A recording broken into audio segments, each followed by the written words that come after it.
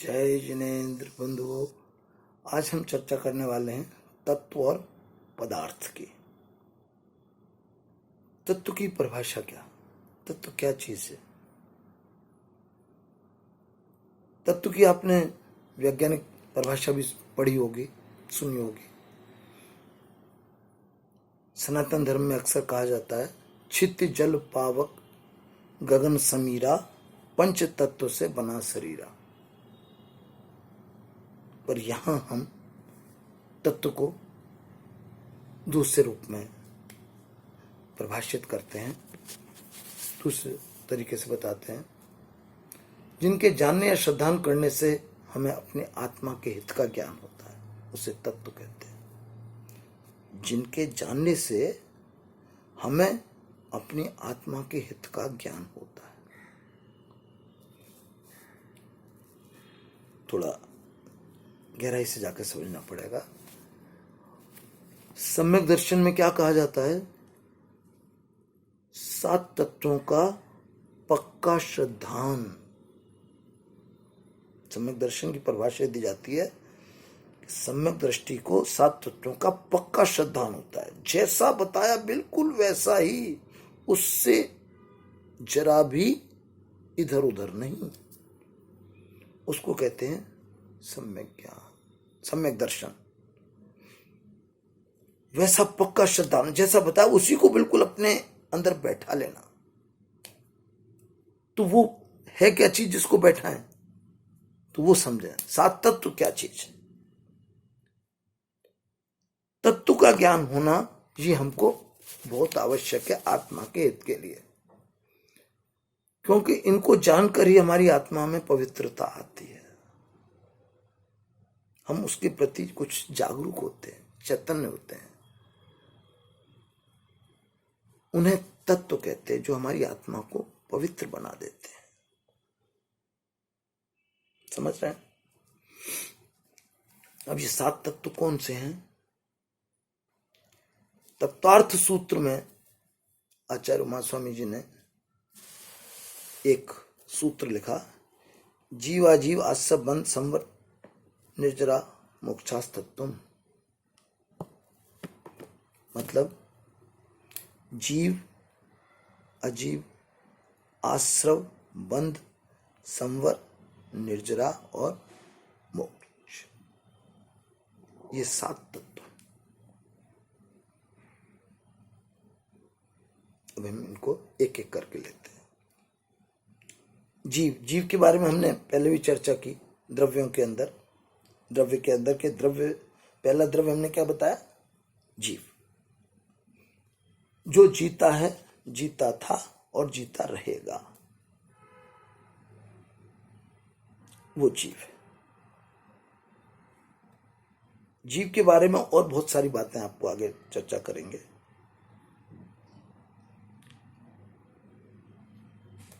जीव के बारे में तत्वार्थ द्रव्य संग्रह में नेमिचंद आचार्य ने बताया कि जीव जो है 10 प्राणों से जीता है। उसके अलावा उपयोग में ही है, दर्शनोपयोग और ज्ञानोपयोग में है, सिद्ध है, संसार में स्थित है, ऊर्ध्वगम स्वभाव वाला है, करता है, भोगता है। ये सारे गुण उसके अंदर है।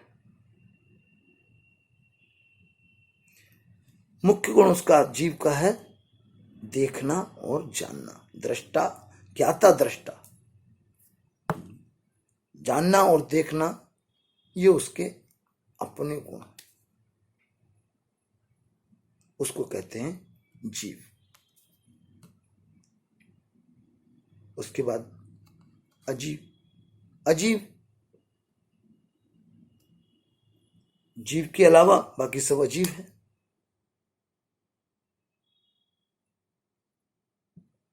जो कुछ हमको दिखलाई पड़ रहा है ये सब अजीव है।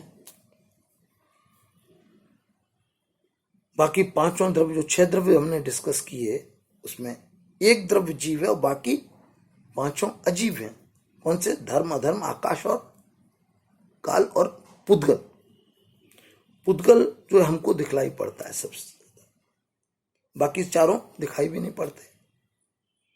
तो ये जो है पुद्गल जो है वो भी अजीब है, और शेष चार भी अजीब है। तो अजीब तत्व क्या है? जिसमें चेतना न पाई जाए, जिसमें जानने देखने का गुण न पाया जाए, वो अजीब।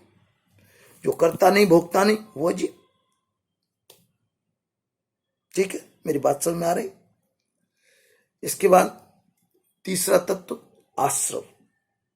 आश्रम मतलब कर्मों के आने का द्वार, कर्मों का आना। दरवाजा खुला होगा तो भी कोई घर के अंदर आ सकता है। तो कर्म कहां से आते हैं? राग द्वेष आदि जो भाव हैं, उसकी वजह से कर्मों का आना आत्मा में होता रहता है। इसको कहते हैं आश्रम। बंध, बंध का मतलब कर्मों का आत्मा के प्रदेशों के साथ एक में होकर बंध जाना, इसको कहते हैं बंध। संवर, संवर जब जीव को ज्ञान हो जाए तो वो क्या करता है? क्योंकि जीव दुख किसके कारण पाता है? इन कर्मों के कारण ही दुख पाता है हमेशा। अगर कर्मों का आना रुक जाए तो क्या होगा? हमको परेशान, जीव को परेशान करने वाला कोई आएगा ही नहीं। तो सबसे पहले क्या करते हैं? कर्मों के आने के द्वार को बंद कर देते हैं, इसको कहते हैं संवर। उसके बाद क्या करें? उसके बाद जो पहले आए हुए हैं उनको छांट छांट के निकालना, इसको कहते हैं निर्जरा। और निकालते जाएं, आए कोई नहीं, और अंदर वालों को निकालते जाएं तो एक दफा ऐसी स्थिति आएगी कि सारे कर्मों से हम छुटकारा पा जाएंगे। और ये जो छुटकारा पा जाएंगे तो क्या हो जाएगा? मोक्ष, मोक्ष की प्राप्ति हो जाएगी। और क्या करना है? यही तो उद्देश्य है हमारा। हमें सुख प्राप्ति के लिए करना क्या है? अल्टीमेटली सारे कर्मों से छुटकारा पाना।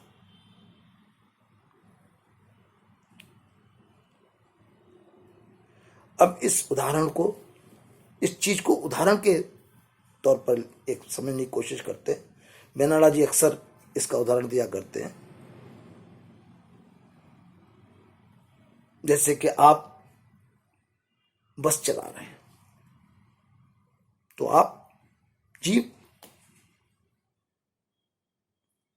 और बस अजीब। आप जीव और बस अजीब।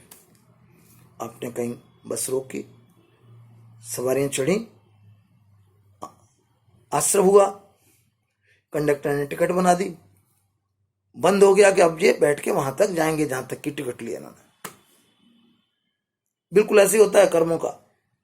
कर्म जब आते हैं उसी समय तय हो जाता है ये किस समय तक रहेंगे, कितनी देर तक रहेंगे और क्या तकलीफ देने वाले हैं, वो सब तय हो जाता है उसी समय। तो क्या हुआ? कर्म आए और बंद गए। ठीक। संवर, आपने बस और 2-4 स्टेशन आगे स्टॉप पर ले गए, वहां से और चढ़ गए और उसके बाद आपने दरवाजा बंद कर दिया। बोले अब कोई सवारी एंटर नहीं होगी। उसके बाद क्या किया? जिस जिसका मुकाम आता चला गया, वो अपने स्टॉप पे आके उतरता चला गया। ये क्या हो रहा है? निर्जरा। बंद किया, संवर हो गया। बोले अब कोई नहीं चढ़ेगा। उसके बाद निर्जरा, एक एक करके उतरते जा रहे हैं। जिस जिसका स्टॉप पे जाएगा वो अपना अपना उतरता चला गया। और लास्ट में जब गाड़ी अपने मुकाम पर पहुंची तो पूरी खाली। ये क्या हो गया? मोक्ष। उदाहरण सटीक लग रहा है कि नहीं लग रहा? बिल्कुल। मुझे ये उदाहरण बहुत पसंद है, एकदम से समझ में आता है। तो इस तरीके से ये सातवां तत्व ऐसे समझने चाहिए।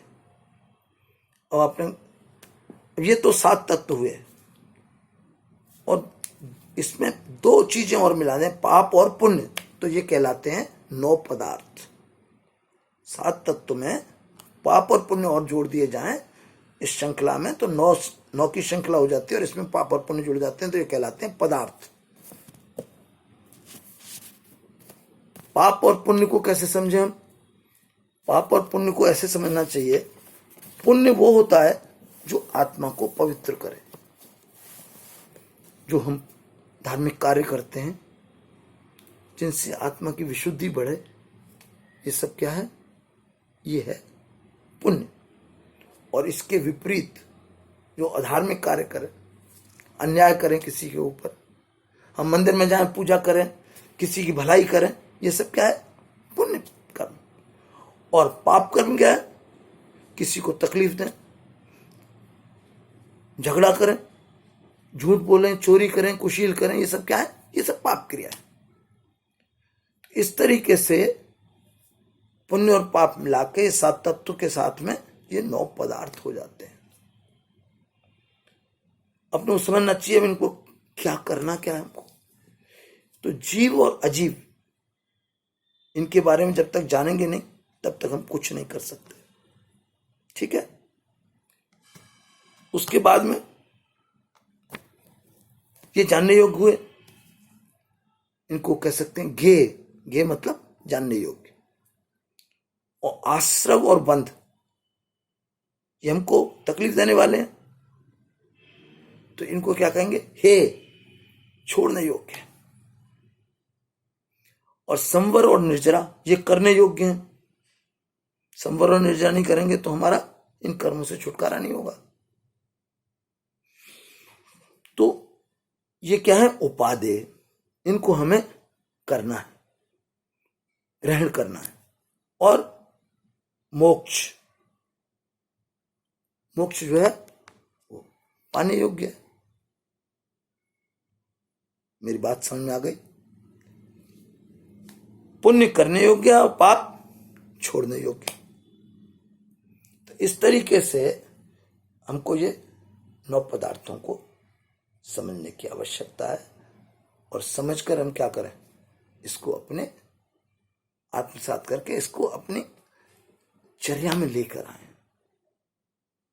मेरी बात आपको अच्छी लगी तो आप प्लीज अब मेरा चैनल सब्सक्राइब करें और शेयर करें, लाइक करें। जय जिनेंद्र।